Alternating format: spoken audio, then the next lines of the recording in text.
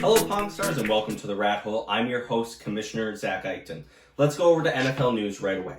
There's not much specific news that is happening around the NFL other than that training camps are continuing, as well as players are coming off and on the COVID list around the league. The league still continues to plan on beginning on September 10th for the first regularly scheduled NFL game. Due to that, we are still planning on drafting as normal, and I'm excited for the draft. Keep in mind that this year there will be those 2 additional COVID-specific injured reserve spots, specifically for people on the COVID list, and that will be marked in sleeper specifically for COVID. So you'll have a little bit of wiggle room in your bench so that you're not focusing entirely on that. This week, a group of team owners in the Pong Stars Football League got together to discuss NFL divisions and rankings for the actual NFL teams this year. Let's hop on over to that, our new segment called the Armchair Expert.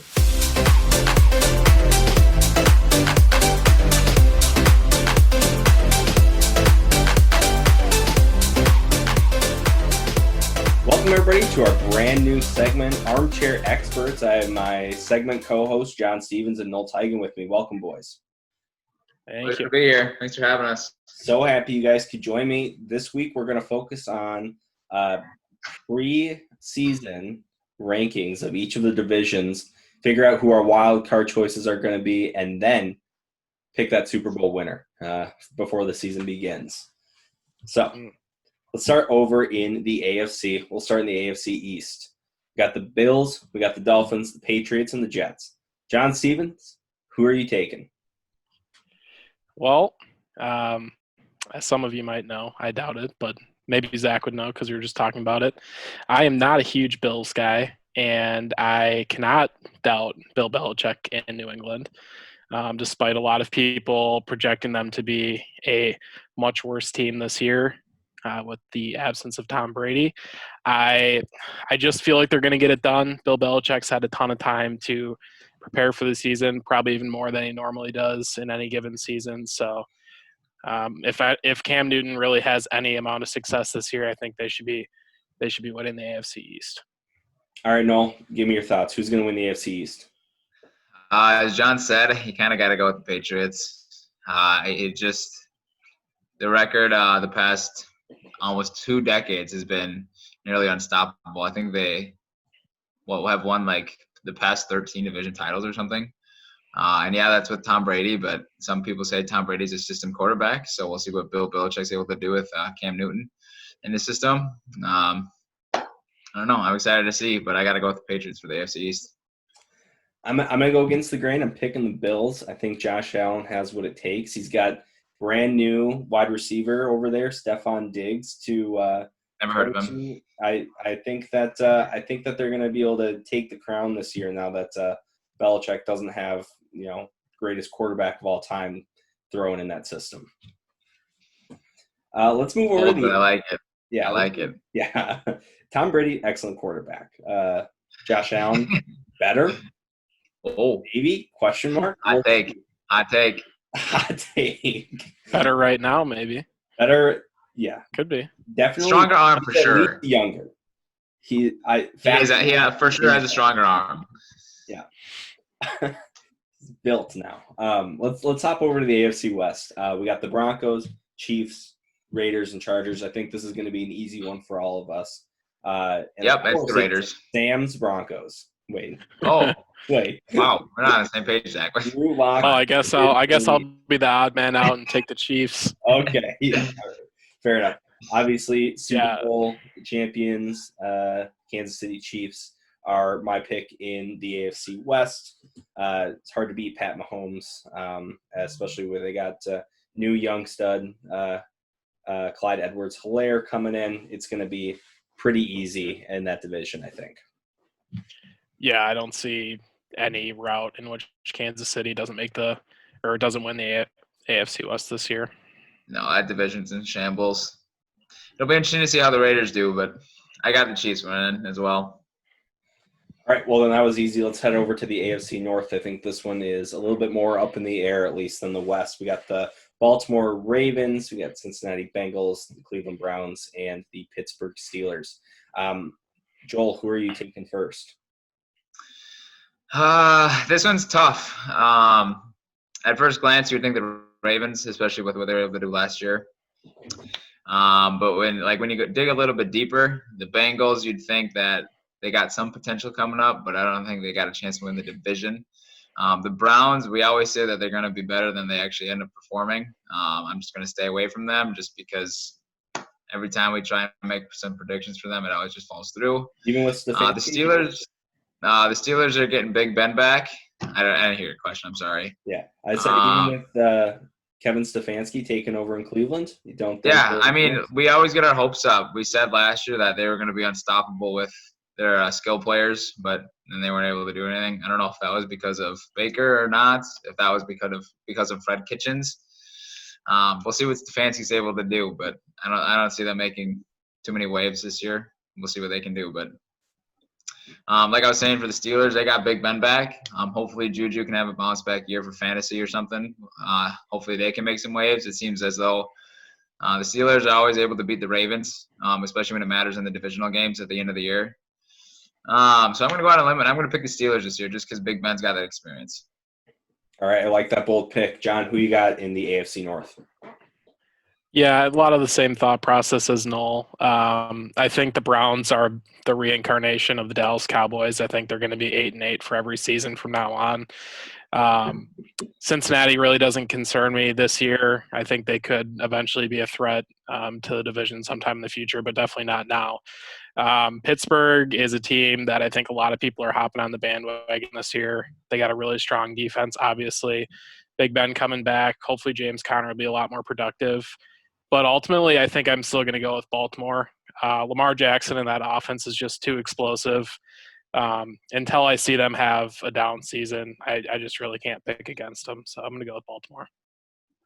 I would have to agree with John. I think that, Big Ben coming back is great, but we've seen that he is not the most he tends to get hurt. It seems like, or at least recently, he's not played full season as far as I can remember. I think Lamar's got what it takes to take the Ravens all the way again. They got another young running back to also help Mark Ingram out of the backfield. So with who he has with Mark Andrews and Marquise Brown in receiving core, as well as who he's got in the backfield, I think Lamar Jackson's going to be able to run the ball or throw it or just get out of the way of everybody and do what he has to do. Or punt it, He What? can do it all. He can do it all. Why not punt? I do think this year the X factor for Pittsburgh is definitely going to be Juju. It'll be interesting to see what he can do this year. I don't know that he really got a fair shake of it last year, but it didn't really appear that he could handle that wide receiver one pressure and just the talent that he was going up against each week. So I think they're going to really need him to step up in a big way. Obviously, since Antonio Brown went away, he's taken on much more difficult matchups. So we'll see if he's able to pull Pittsburgh across the line. But I agree. It'll be interesting to see if it was on Juju or if it was on the quarterbacks in their system or not. Yeah. So I look forward to watching that this year. Let's go over to the AFC South then, and we have the Texans, the Colts, Jaguars, and the Titans. I'll go first on this one. I think that the Texans are going to take the division, but it is going to be a tough match between the entire division the entire year. With the Colts and the Titans being there, I think that it's going to be a horse race at the end, but the Texans are still going to manage to sneak through with their brand new running back best friend David Johnson leading the way. Weird that Zach would go with the team with David Johnson, but fair. Noel, who do you got? As you said, I think it's going to be a battle in the AFC South. It always feels like it is. If it's not three teams, it's all four of them. The Colts kind of fell off last year, and the Jaguars did as well. But I'm hoping I'm going to see the Titans win the division this year. It's always bouncing around down there, but with Tannehill coming back as a starter, he showed a lot of promise last year, able to lead the team. And then they got King Henry, of course, in the backfield, who always dominates the Jaguars. So, like I said, I got the Titans winning, not the Texans. All right, John, who do you got in the AFC South? nice. Well, as poetic as the pick could be, I'm taking Indianapolis, and I think the division that's the hardest to pick at this point. Indianapolis gets Phillip Rivers as their quarterback, a guy that can hopefully do enough. He certainly won't have to do too much with guys like Jonathan Taylor, Marlon Mack running behind an incredible offensive line. He's just going to have to be able to make those dump off passes and third down, pick up those third down conversions. I think the defense has enough going on to help them win games, not only just kind of just be like a neutral factor. So I think I don't know. It's a really hard division to call. Jacksonville, the only team that really, in my opinion, doesn't have a shot. I think the Titans are an easy pick to make, but I think a lot of their wins last year came from playing some very inspired football. So I'm not sure they're going to be able to encapsulate that again right from the start, at least. The head coach did maybe cut his dick off if they won the Super Bowl. So yeah. Pretty so maybe they'll make a inspiring, run late. but All right, so out of those 16 teams, you get your 2 wild cards. I'll take that one first. I think it's going to come down to the Titans and the Steelers are going to snag those last wild card spots, and I think the Titans had a chance in the playoffs. I think the Steelers will have a harder time once they get to that part of the season. John, who do you got as your wild cards in the AFC? Well, I definitely got Pittsburgh as my top wild card coming out of the AFC.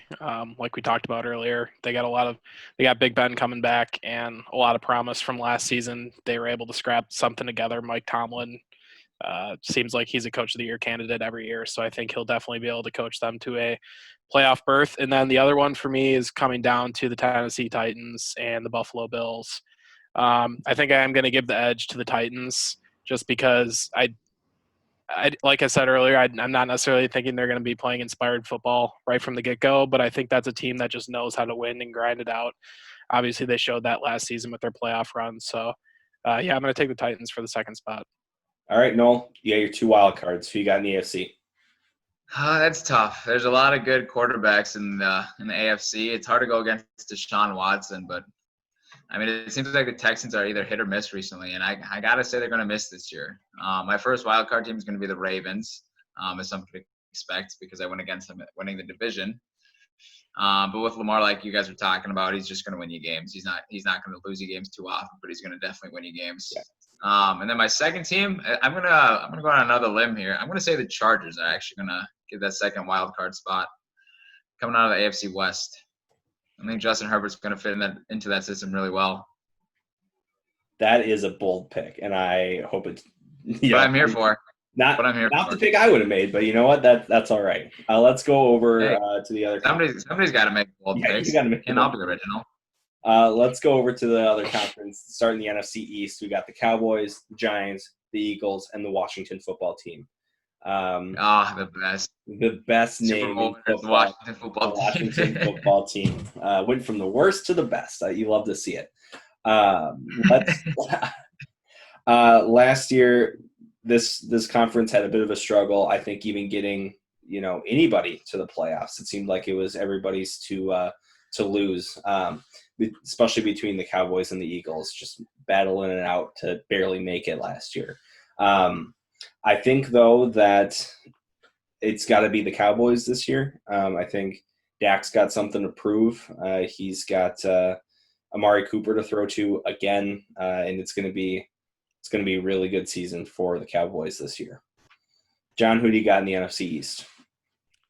Yeah, this one's really tough. I think it's going to be very similar to last year, and then it's going to be a 2-horse race between the Cowboys and the Philadelphia Eagles.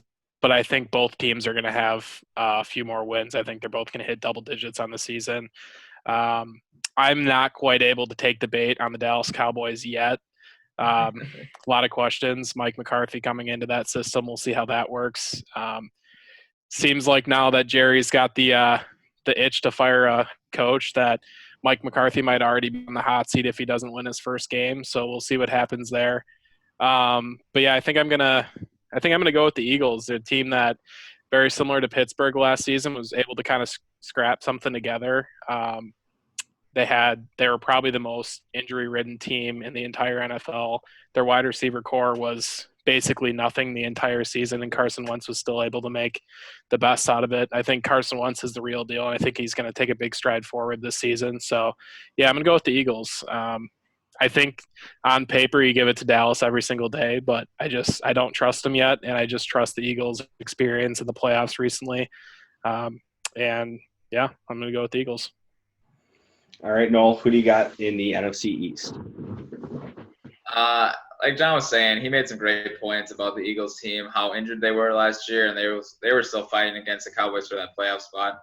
I think we all know that the Eagles defense is very, very good. And the Cowboys defense was not nearly as good as them, and that's why I feel like the Cowboys lost some of the games last year, was that they just gave up too many points, even though they did have an explosive offense. And I think everybody was surprised that Jerry Jones went with CeeDee Lamb for the first overall pick. But I mean, you got 3 explosive receivers and Zeke in the backfield, as well as Dak under center. Like John was saying, on paper they win every time, and I mean, they got a new head coach. Jason Garrett's the king of 8-8, so I got to go with the Cowboys with the new head coach and the new system. Yeah. Well, and in terms of elite offenses, if you're looking at teams like Baltimore, Kansas City, and then Dallas, obviously, they're the one team that, for me, doesn't feel like they can really put the throttle down and finish a game off when they get ahead in an early lead. It just always feels like the Cowboys are going to let the other teams hang around, where with Kansas City and Baltimore, it feels like when those teams get up by 2 touchdowns, the game's over. And I just don't have that trust in Dallas. Seems like they lose a lot of games that they should win. So yeah, that's a huge factor for me as well. No, I agree with that. I'm not sure if I put that more on the defense or on their 16-year-old looking offensive coordinator. Yeah, no kidding. He's so young, but he's got so much promise. And I think the more he learns and the more years he coaches, he's gonna be able to put his foot down like that, especially with the offensive weapons that they have. So yeah, it'll be interesting to see what they do this year. Well, just like every season, I'm sure it'll come down to the last week or two. Oh, it always does. So. Eagles, Cowboys, as always. It'll be exciting to watch. Let's go over to the NFC West then.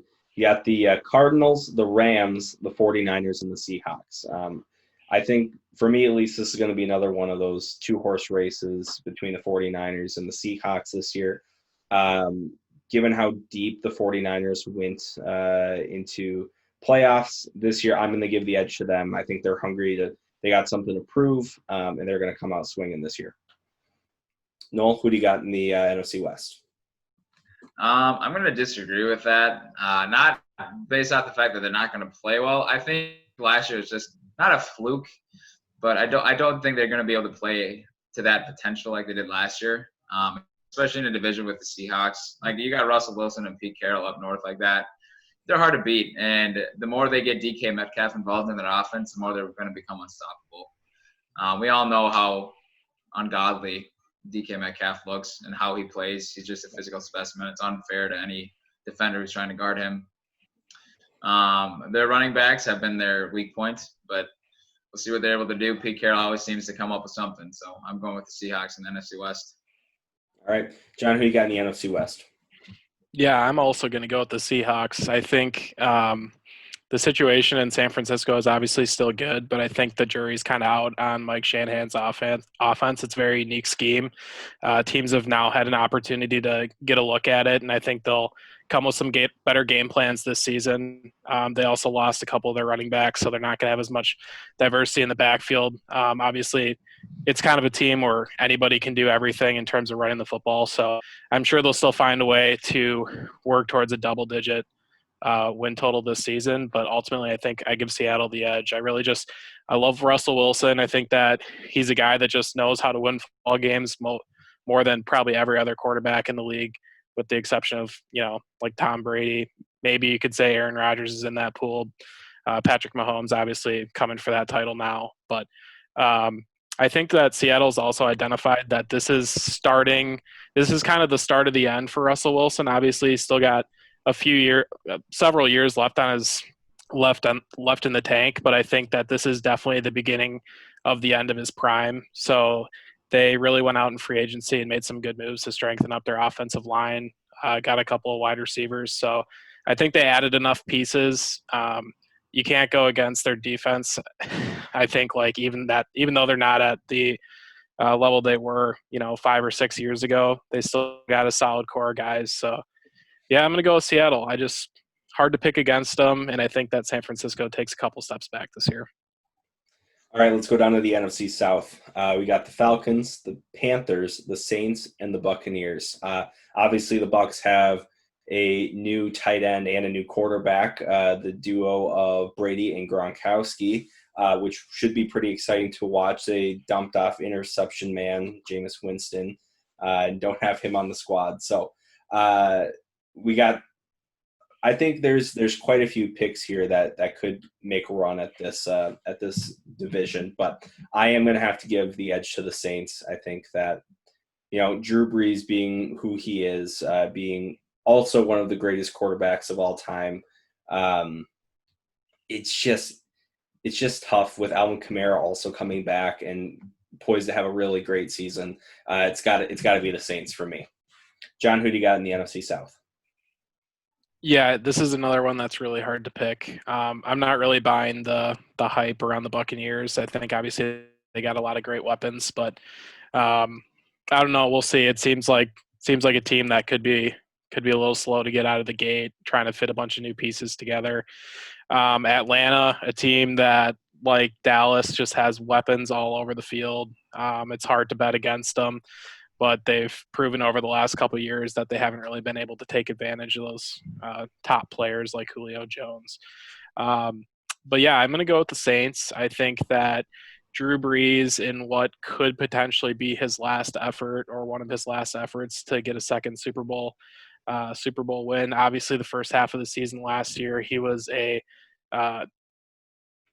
either the MVP or certainly an MVP candidate at that point. Kind of fell off later in the season, but I think that what was that? That hand injury would really took him down on that one. That was tough. Yeah. Oh, maybe I'm thinking of 2 years ago. Anyway, but also getting Kamara back, I think, like you mentioned, Zach, is huge. I think that having Michael Thomas on the outside, but then having Kamara, he was able to put up some pretty outstanding numbers, even despite having a pretty severe injury that nobody really knew like the full truth about. So, yeah, I think New Orleans is going to be the way to go there. All right, Noel, NFC South, who do you got? I'm going to disagree with you both. I'm actually going to go with the Bucs just because the defensive promise that they showed last year. They were the only team that was able to stop McCaffrey. They did it the first time. The first time they played, they held him to, I think, 5 fantasy points or something. And the second time, they held him to like 20 rushing yards. He got 2 touchdowns that it's just unfair trying to tackle McCaffrey. He's just a video game on the field. But they were able to hold him to like 20 rushing yards, like I said, or something. So we all know their defense is going to be great again this year. And as John was saying, they got a lot of offensive weapons. And bringing Tom Brady and Gronk in, I mean, that's a connection that's never going to fail.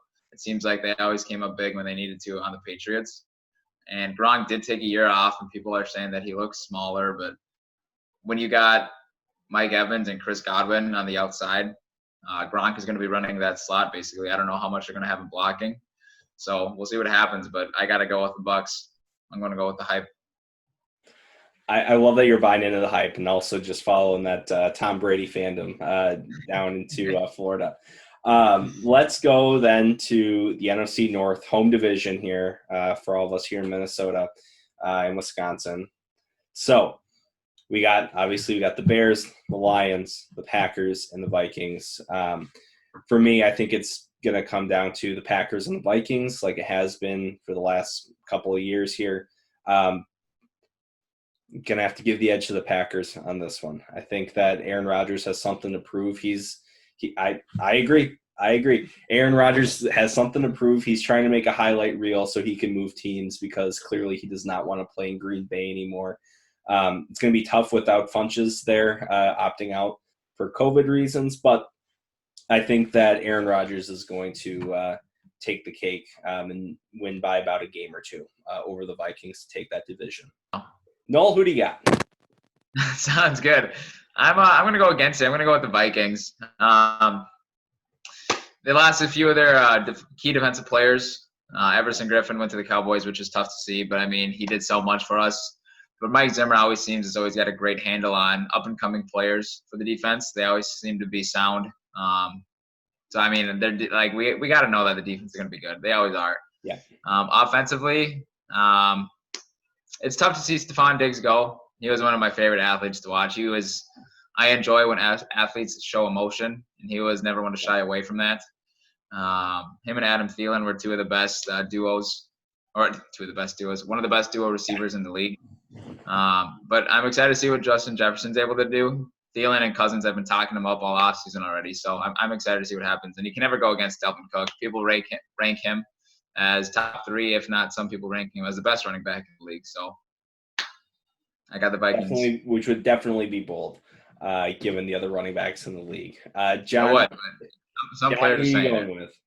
All right, can you guys hear me now? Yeah, I'm going to take Zach's side here. I'm going to go with the Packers. I think that Aaron Rodgers and the entire Packers team feels somewhat disrespected after going 13-3 last season. People calling them frauds pretty much the entire season. Obviously didn't bode well for them when they lost in the playoffs, but I think that they're the real deal. I think that their offensive front or their defensive line, their front guys with the Smith Bros and then Kenny Clark is diabolical. I think that I would have liked to obviously see them pick up a couple more wide receivers, but Aaron Jones in the backfield, I think he's going to be tough. Another guy that really didn't get a lot of the respect that I think he deserved last season. I'm not really sure why, but I believe he had the second most total touchdowns in the league last season, or maybe it was the first. But the Vikings, there's nothing really to dislike about the Vikings, just not a lot to love for me. Kirk Cousins, perfect example. Nothing bad, but just not like nothing extraordinary, special. They lose Diggs, like Noel mentioned. They pick up Jefferson, but who knows? It's a lot to ask of a rookie wide receiver to come in and be that like number 2 guy right away. And then Dalvin Cook obviously is going to be good. We'll see how heavy they're going to have to rely on him going into the season. But yeah, I see the Packers winning it. And to be honest, I don't see the Vikings or whoever is that second team in the NFC North making the playoffs. I think both teams are probably going to be around that 10-win mark, which I'm just not sure is going to be enough to take teams like San Francisco or Seattle down, depending on who wins that division. So we'll see. Let's hop into wild cards. And John, you can go first. So you're saying whoever's winning or getting second place in the NFC West there. Who else? Yep.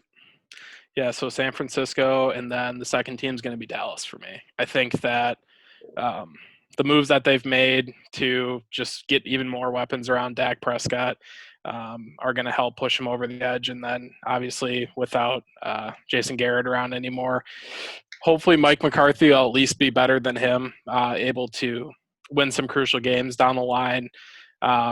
Ultimately, I don't have them as my NFC East champions, so I think I'm still not fully buying in. But I think there's just too much talent for them to not at least get in the playoffs. So I'm going to take them as my second team. All right, Noel, who do you got as your wild cards in the NFC?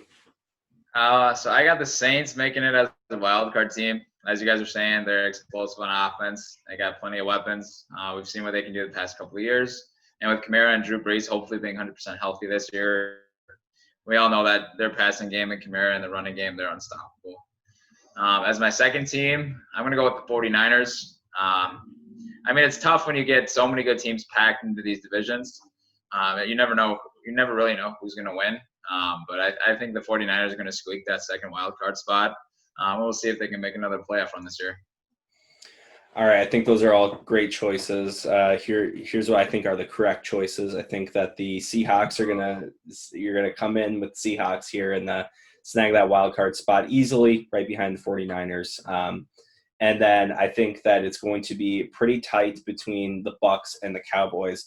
But I think the Vikings are going to beat both of them and be that sixth wild card spot, and come in right behind the Packers as well. I think they got the talent that's there. I just think they need to capitalize, which has always been the Vikings' problem.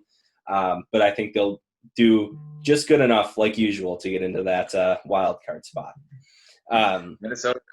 Yeah, I know. All right, so you got to do the Super Bowl matchup. Who's in the Super Bowl and who's winning? I will take the lead on that one. I think it is going to be a Seahawks, Ravens, Super Bowl, and I think the Ravens are going to win the Super Bowl this year. John, who do you got? Interesting. I think in the AFC, it definitely is going to come down to Kansas City and Baltimore. I'm going to go with Kansas City. I think they're just too good, too much experience already. Patrick Mahomes, I feel much more comfortable with him as quarterback in a AFC championship than Lamar Jackson until he can prove me wrong. So I'm going to roll with Kansas City in the AFC. And then the NFC is really tough. There's not like one team that really sticks out to me, to be honest. I guess I'll just go with the Packers. Obviously a hometown pick. Would be stupid to not take them. It's more so about how awesome it's just going to be when they're able to do it. We finally get that Super Bowl I rematch that we thought we were going to have last season, and then obviously I'll take the Packers all day. So Packers over Kansas City. All right, Noel, who do you got in your Super Bowl and who's winning? I'm going with the Chiefs and the Saints in the Super Bowl, actually. I think the Saints are going to be able to make a charge at the end of the season. But unfortunately, they're not going to be able to beat the Chiefs because, who can at this point unless they somehow get a couple injuries on offense or something. But right now, it doesn't seem like anybody's going to beat the Chiefs. So I got the Chiefs winning the Super Bowl over the Saints. All righty. Well, thank you, boys, for joining me on the first ever segment of Armchair Experts. We will catch you soon and when we come back. Sounds good, brother. Thanks for having us. Yeah, thanks, Nick. See ya.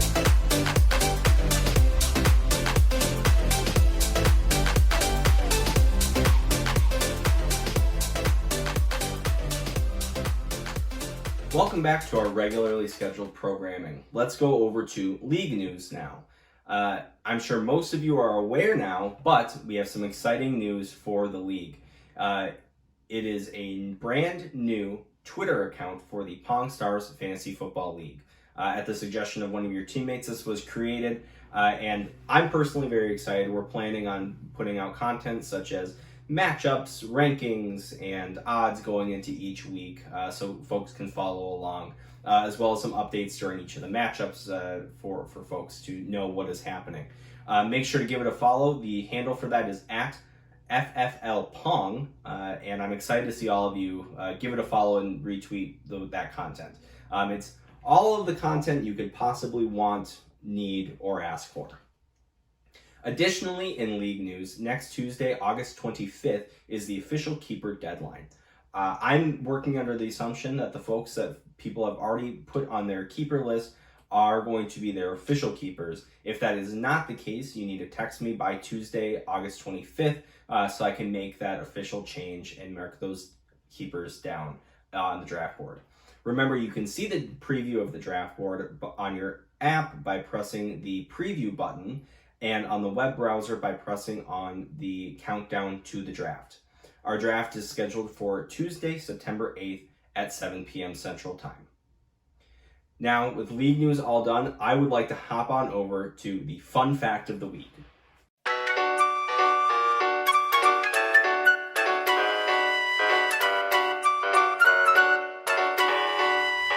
This week's fun fact of the week is brought to you by fellow team owner John Stevens. In the last 2 years, during the drafting strategy, that's where this fun fact comes from. Most teams typically fall in one of two categories. Either 2 running backs and 1 wide receiver in the first 3 rounds, or 2 wide receivers and 1 running back in the first 3 rounds. Obviously, there are a few teams that draft quarterbacks or tight ends, and those teams will be excluded from this specific statistic. For folks who drafted 2 running backs and 1 wide receiver, on average, those teams won 53% of their regular season matchups. Alternatively, folks that drafted 2 wide receivers and 1 running back only won 48% on average of their regular season matchups. Perhaps that extra running back power gave a slight edge during the drafting session. Now, given that we're entering the keeper league, that won't be quite the same statistic moving forward, but we'll have to see how those running back heavy teams match up against wide receiver heavy teams in the keepers, as well as those first couple rounds of the draft. Finally, This week, I had an opportunity to interview Sam Olsen up at the cabin. He was able to stop through on his way to New Richmond, and I was excited to take him out on the boat and see what he had to offer. So join us now for a wonderful talk of Sam's fantasies of football.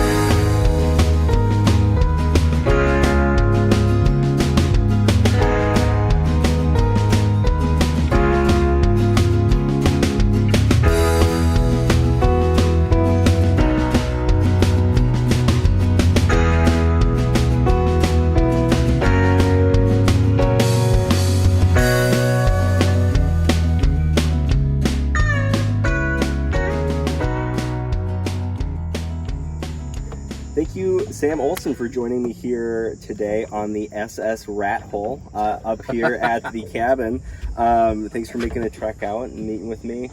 First things first, give us an update on your life. What's going on? What's new? So, started a new job in middle of June there. I left the Sanford International PGA Tour Champions life for the awesome and glamorous job of personal banking at One American Bank in Sioux Falls. It's definitely something that I had thought about doing while still in school. That was kind of the fallback if the golf route didn't pan out. It was a ton of fun for 2 years to work at the tournament. Surprisingly, they're going ahead, being that it's South Dakota and COVID doesn't exist there.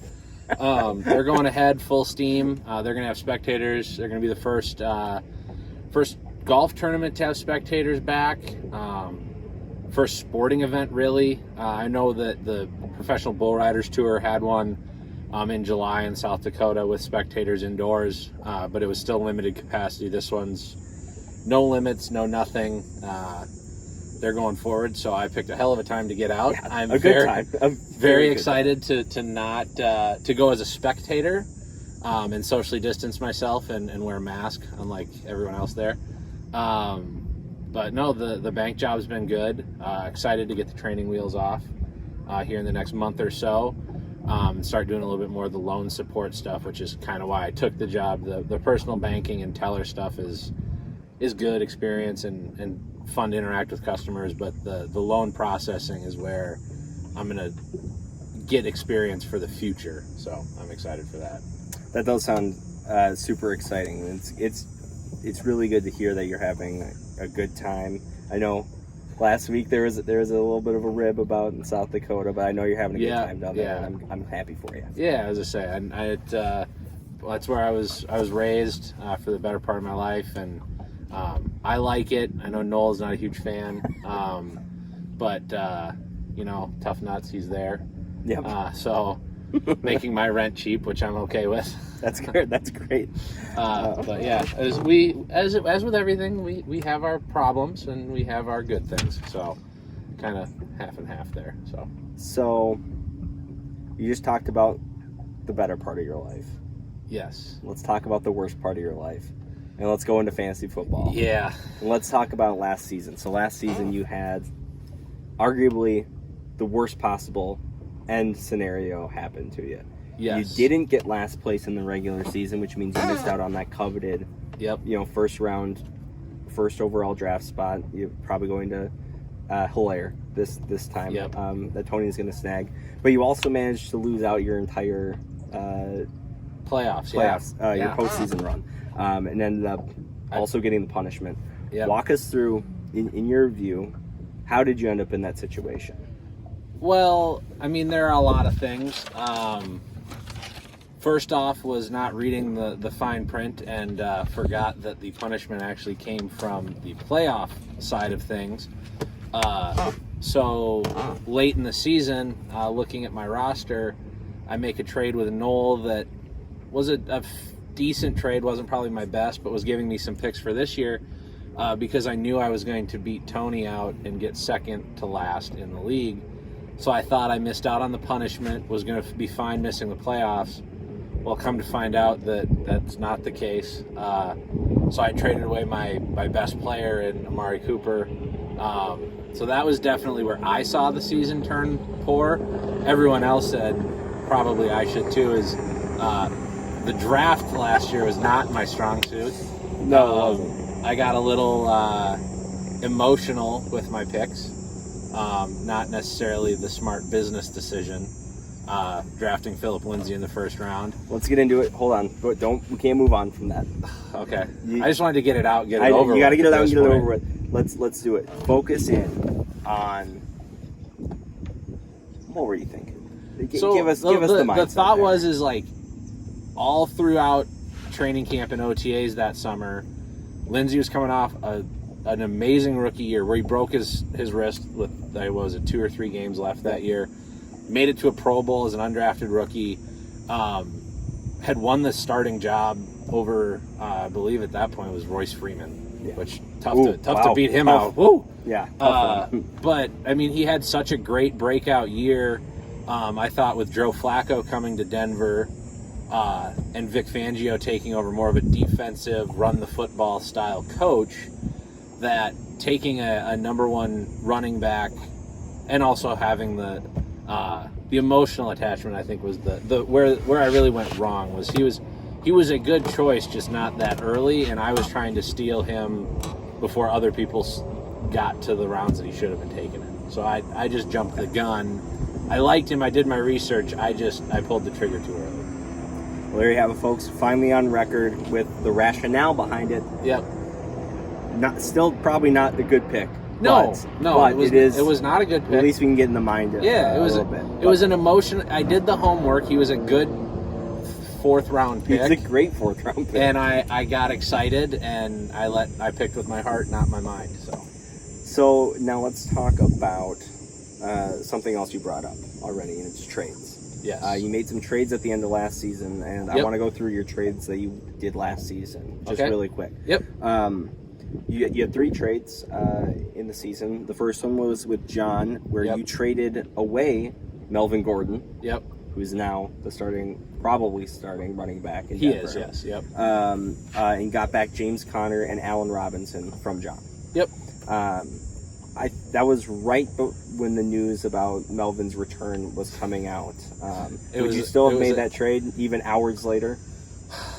Had I sat on it for one more night, I think we made the trade on Wednesday, and Thursday morning they made the deal. So obviously hindsight being one, would have loved to have not made the trade Wednesday night and waited till the news on Thursday morning broke. Probably would have went a different way with it. But at the same time, even with what Melvin Gordon did last season, to me, he's a great back. I'm excited that I know we're going to get to it here, but traded to get him back on our team. But I mean, I still got James Conner, who is going to be more than likely a keeper for me before this year's draft. And at the time, Allen Robinson was having a hell of a year.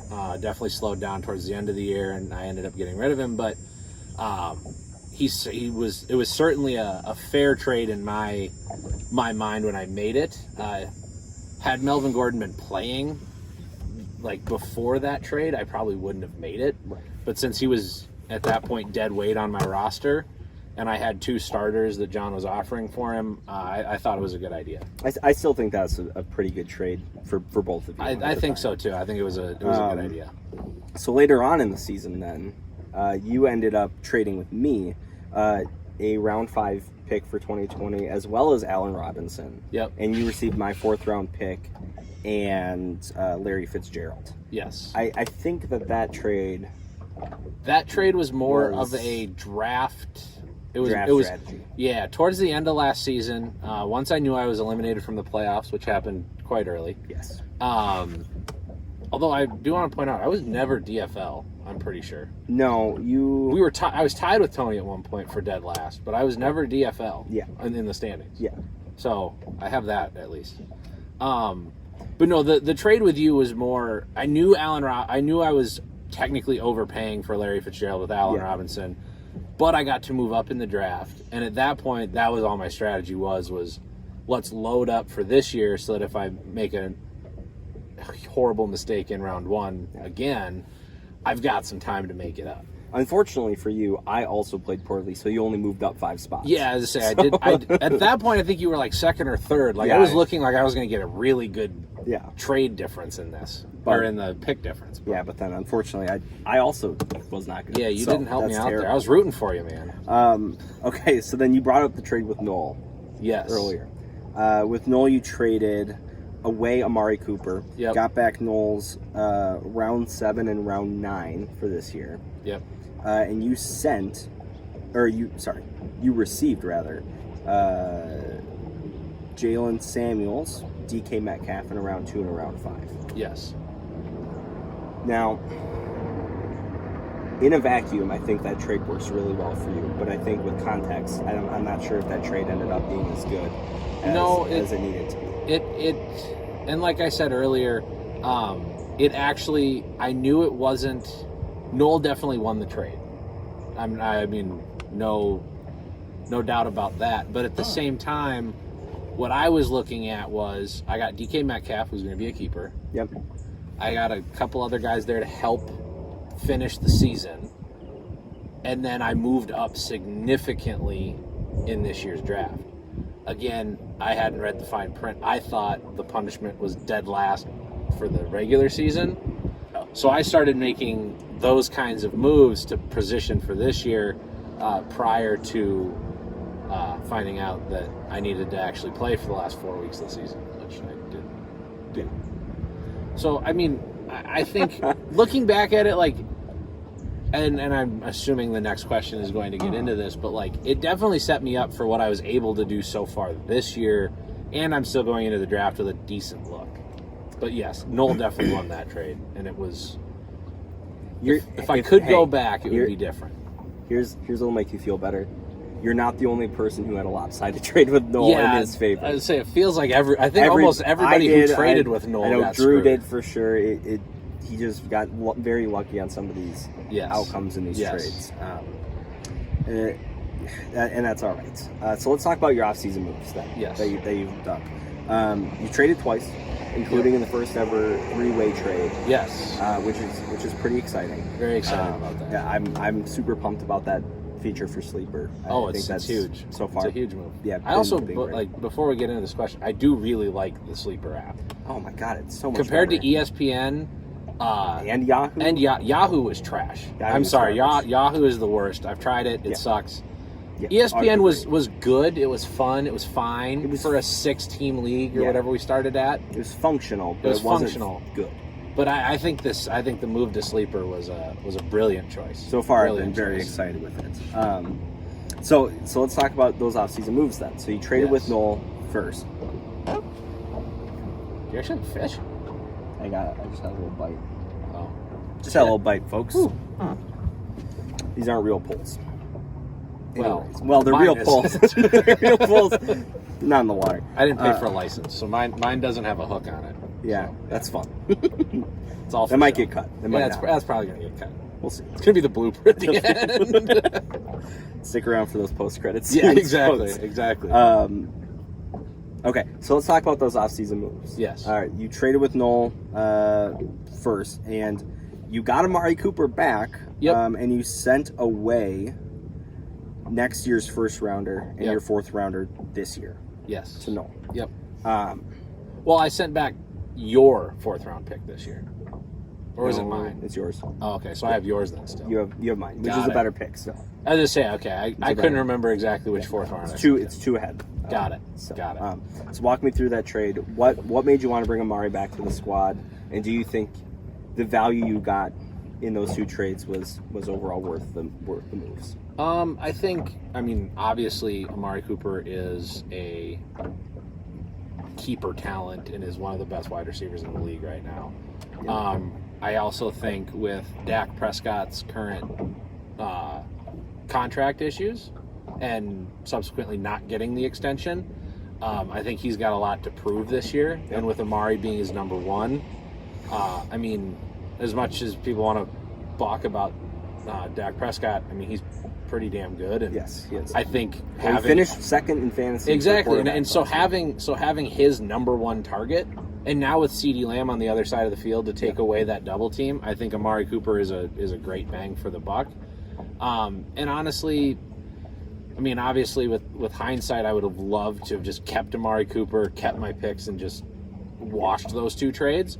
But looking at Noel's team, I don't even know if Amari Cooper was going to be kept by I him. don't think it would have been. So to only give up a fourth round this year to get him back, I mean, Amari Cooper's not going to be there in the fourth round when I was picking. And your first round next year. Yes, agreed. But at the same time, I'm looking ahead at that. I will more than likely make a trade again next year to hopefully get something, a first round back. Or just win out. And then he only gets it's basically a second round pick. Exactly. That's good. All right, let's talk about that three-way that you did with Noel and John. Yeah, it was a little weird at first that we wanted to get into a three-way, but you know. Yep. So you sent Noel back his 2020 second rounder, which was the first in the second round. Yep. And you got back Melvin Gordon from John. Yes. I think looking at your team, the amount of good keepers you had wasn't very high. I think you had a lot of like wide receiver 2, running back 2s on your team. Yep. So getting back an RB1 Yes. and a wide receiver 1 in Amari Cooper early Yes. was really big offseason moves for you. Walk me through who in it sort of started that trade process, and if you think you overall won in that process. You know, I'm not going to toss out win, lose, or draw on that trade, surely because we've seen how trades have played out very differently, even just last year. But I definitely think it was a great trade for me. Looking at what I gave up to get Melvin Gordon, I mean, if Melvin Gordon, I think John was bluffing. I think Melvin was going to be a keeper on his team, but he kept saying he wasn't. So looking at it, I mean, if Melvin Gordon's there in the first pick in the second round, I'm more than likely going to take him at that. He's well worth that pick. Right. So to just get it over with and get him on my team and get him locked in as a keeper, I think was really smart on my part. I think Noel, with the juggernaut keeper lineup that he has, like Drew had said last week's episode about, I mean, Noel's just building for the future so that when he can't keep all these guys, he can pick them all back up next year. Exactly. Which is tough, but I don't really know why John wanted Miles Sanders so bad. That was a little strange to me. Just with Doug Peterson and the Eagles always having a running back by committee, it was an interesting move. But John sent a text to Noel and me saying, hey, look at the trade I just sent you. And I was playing golf with my family, so I wasn't responding. So he started badgering Noel, like, hey, I want to get this trade done. Text Sam. Or is Sam next to you? Tell him to look at his phone. So Noel texts me. I'm like, dude, I'm golfing. I'm not going to look at this. So I looked at it, and truth be told, I went to confirm it, and I actually hit decline. Good one. Yeah, my finger slipped. So I immediately texted John and said, I am so sorry. I meant to hit confirm. Can you please resend it? And he did, and we ended up getting the deal done. But no, I'm really excited with how that trade ended up. And I don't get that trade done if I don't make the Amari Cooper trade last year with Noel. So taking his second round for this year to give back to him, I was hoping, I was trying to get them before I accidentally hit decline. Was hoping to try and get give him my second round pick compared to his. That's much later. Yeah. Which would have been nice because it's the second to last in that round. Noel did not appreciate that, so I'm shocked. I know, shocked. He's this very is my shrewd. shocked Yeah, face. That's your shocked face. But yeah, we got her done, and I'm very excited. That's great. Well, this week we do have a sponsor. This week it is Advanced Furniture Repair in Minneapolis, Minnesota. Got a busted couch? Head on down to Advanced Furniture Repair to get that fixed up. Once again, that's Advanced Furniture Repair in Minneapolis, Minnesota. Thank you to our sponsor. Say thanks to the sponsor. I'd say thanks. Yeah, Come on. Sure. I'm under contract with South Dakota Furniture Mart, man. I can't be giving out sponsorships to other people. All right. South Dakota Furniture Mart, great deals. Let's talk about your keepers this year. Yes. Okay, we talked about two of them now. We talked about Amari. We talked about Melvin. Yep. Clearly, your wide receiver 1 and running back 1 Yep. going into it. Easy. Last year, you talked a little bit about how much you wanted to keep Philip Lindsay, and I noticed in at least your preliminary picks, Yes. he's not in there. You have James Conner, DK Metcalf, Yep. and Kyla Murray. Two of those guys, actually 4 of those guys total, you traded for. Yes. At one point. So walk me through your keeper strategy.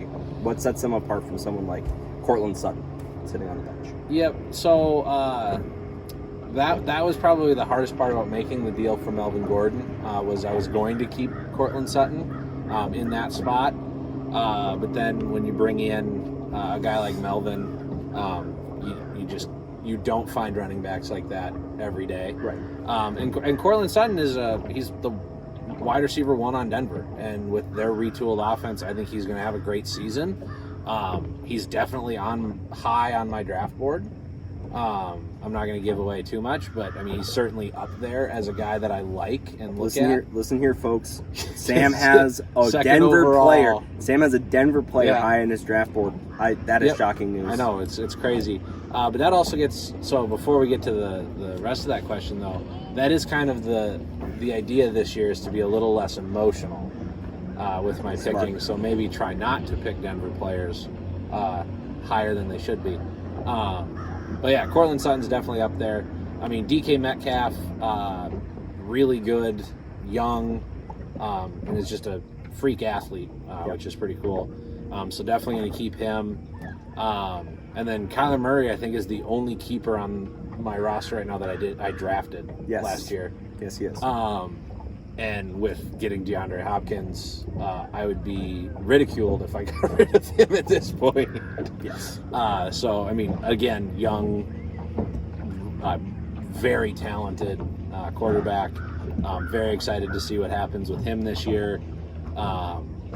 Yeah, so those are my... And then James Conner, same thing. Had some injury problems last year, but is the running back in Pittsburgh. And with their quarterback, I should say, questions. I mean, I know Big Ben's going to be the starter, but, I mean, his durability. Exactly. Yeah. And also with it, just, I mean, being a cold weather team, like late in the season, if he's not hurt, I mean, they like to run the football in Pittsburgh. So I'm excited for James Conner. Yeah. So I want to talk about someone who didn't make the keeper cut for you, and it's Austin Hooper. Okay. Yeah. So last year you were one of 2 teams that had over 10% of their total points scored from the tight end position. Yes. Just barely at 10.04% of your points scored from the tight end position. Why aren't you keeping your top guy, your top talent there? So, one, durability. He did get hurt towards the end of the season. But also just, I feel like the tight end position is a position that, one, going into this draft, very few people are keeping tight ends. So I think the tight end talent pool going into the draft is high. Yeah. And the ability to draft them, to draft Austin Hooper back onto my lineup is there. I just don't think he's quite the talent that I'm looking to keep on my team and lock in for the long haul, but certainly a player that I would like to draft again and have on the squad. Absolutely, and I hope that you guys are able to reunite at some point. Yes, exactly. Maybe that first round second pick. We'll see. We'll see what comes out of that out of that pick. Let's actually get into that a little bit. Walk me through your drafting strategy, and just sort of with the context that you actually don't have enough picks to fill out your roster in this year's draft. Yes. Based on the number of picks you traded away last year and over the offseason. Yep. So, I mean, the strategy right now, obviously with actually not being able to fill a roster in the draft, Definitely looking for some free agents towards the end of the draft that maybe people don't pass over with those last couple of picks, and try and fill them out that way. But really, the draft strategy is this year. It kind of has changed dramatically and hasn't been quite built out yet after making that Melvin Gordon trade. I mean, I was looking almost solely at running backs with that second overall pick. And now having my top 2 running backs filled with my keepers kind of opens up the board as to what position I want to go after. That being said, it will more than likely be a running back, possibly a wide receiver, depending on. I'm waiting to see what people's final keepers look like. Yes, we do have a little while before we get that. Exactly. So I'm trying to do the math, trying to look at people's rosters that have currently been set, and those preliminary keepers, which has been huge. Yes. That was a huge addition there by the commissioner to allow us to see that first draft at least. Gives us a good idea of what everyone's going to keep. But I'm still kind of in the early stages of what I want to do, at least with that early pick, those first and second round picks. Later on into the draft, I think everyone kind of gets to it. You just look at what's best available by position that you need, and you kind of just go off of whether it's the ESPN rankings or the sleeper rankings by position, kind of in those later rounds to fill out your squad. But yeah, those first 2 round picks, I'm gonna kind of wait and see here. I did some homework, but then obviously with that blockbuster trade last week, it has changed a lot. Right, for sure. Let's talk about your quarterback situation. Yes. You're keeping Kyla Murray. Yep.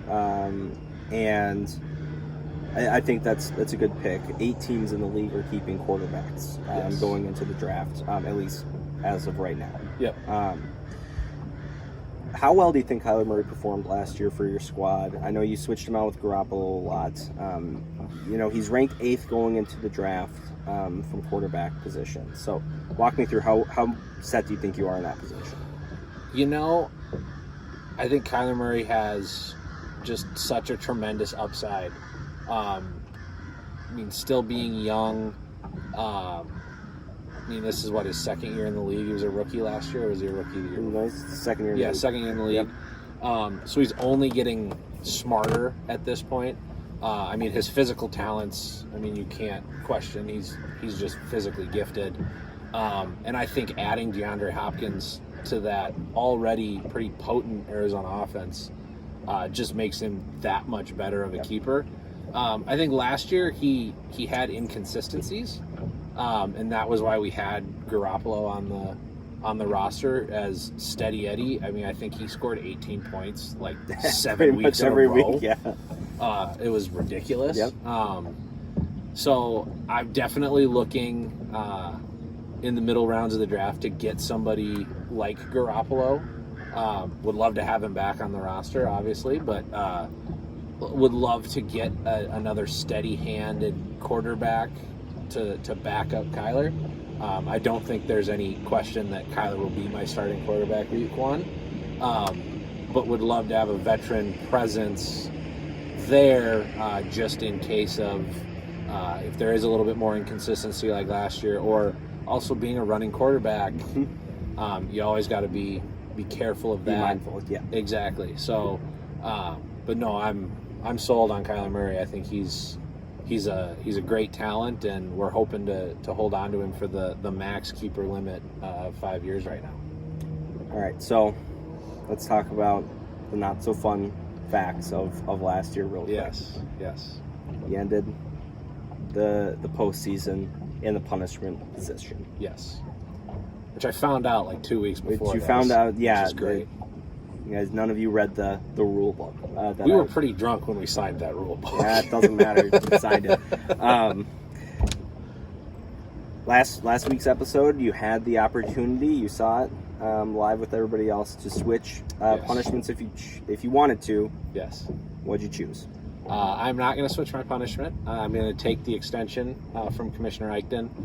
and continue to do the open mic night at a comedy club. Perfect. I don't know if it's necessarily a punishment all that much as it is something that I've always wanted to try. I think I'm going to fail miserably at it.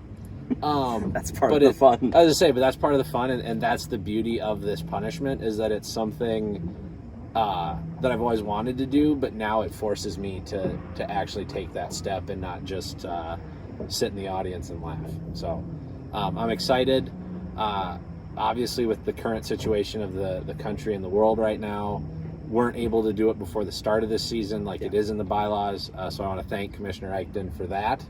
That was huge to get an extension and not have to switch what I truly want to do for that choice. Yeah, I think we're all looking forward to it, and Yes. I think once things are at an appropriate level of safety, we'll be pushing for that Exactly. as soon as we can. So yeah, and it also the beauty of that punishment is it truly embodies what the punishment is supposed to be, right. which is the gathering of league members to hang out to since we are spread out in 3 different states at the current time, like Right. it's just so nice to have a punishment that will actually bring us together rather than something that just is meaningless and I send it to you guys via text message Exactly. or in the mail. So And that's what I was hoping for too. But Yeah. I figured if I was changing them all out, I'd give you an opportunity. yeah, and I want to thank that, but I'm good with what my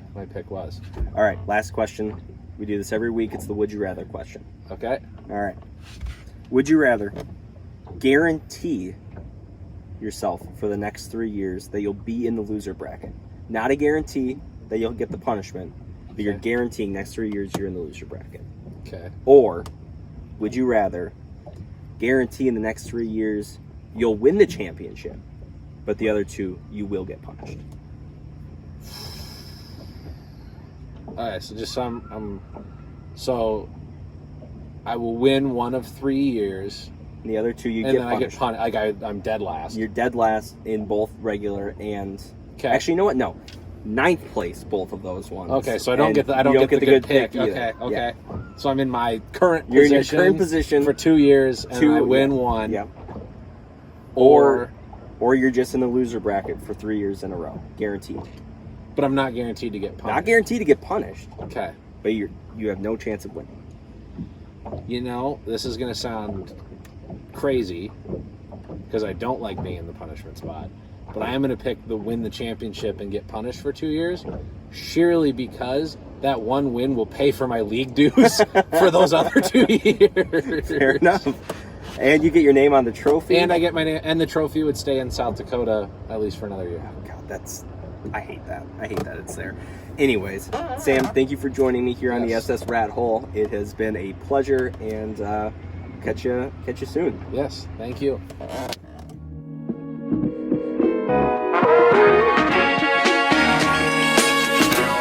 Thanks again to my guest Sam Olsen for joining me on the SS Rathole, and thank you to all of you for tuning in week after week.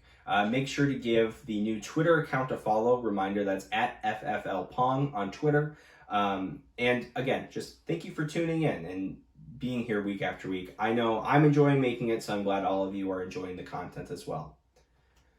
For the Rathole, I'm your host, Commissioner Zach Eichten. And remember to vote.